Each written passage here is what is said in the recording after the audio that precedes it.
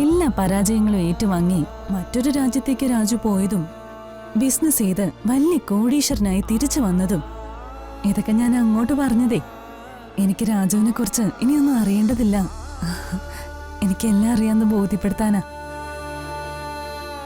എല്ലാം അന്വേഷിച്ചറിഞ്ഞിട്ട് തന്നെയാ ഞാൻ വന്നത്.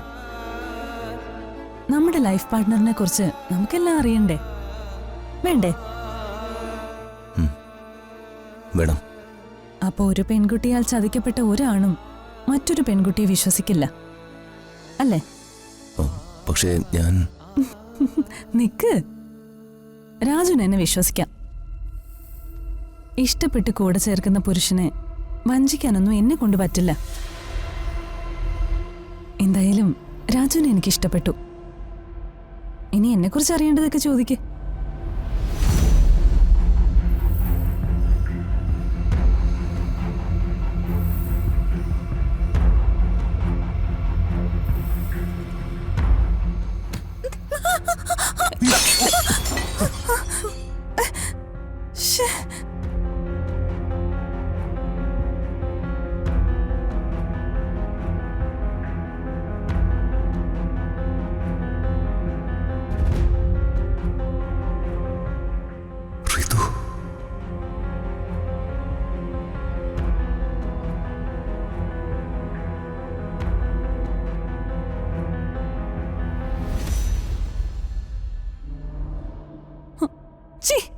എന്താടി കാണിച്ച ഇടിയച്ച്?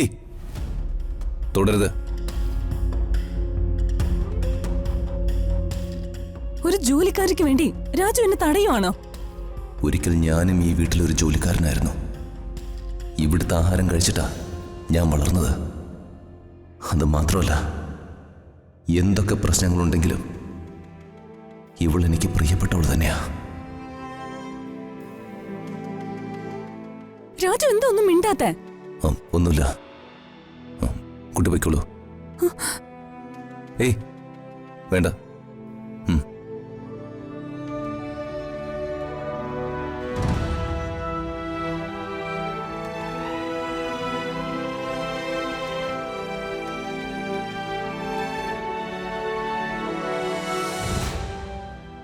എന്തായാലും ഇന്ന് ഋതുവിനോട് സംസാരിക്കണം.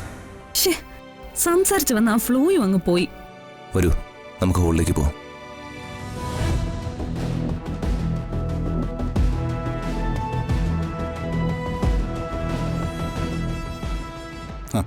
ഊണ് അതിഗംഭീരം, പറയാതിരിക്കാൻ വയ്യ.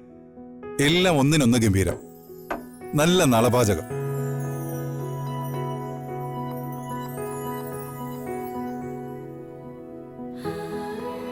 അമ്മ മേൽനോട്ടം വഹിച്ചെന്നേ ഉള്ളൂ. ഫുഡ് ഉണ്ടാക്കിയത് ഒരു ഷെഫും ഒരു അസിസ്റ്റന്റും കൂടി ചേർന്ന.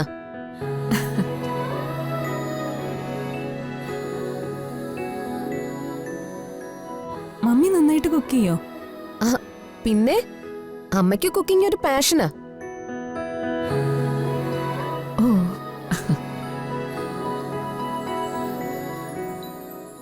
മമ്മിക്ക് കുക്കിംഗ് ഇഷ്ടമാണെങ്കിൽ എനിക്കും പഠിക്കാമല്ലോ. അതിനെന്താ, എനിക്ക് കുക്കിംഗ് വലിയ ഇഷ്ടമാ, പക്ഷെ അറിയില്ല. ഓ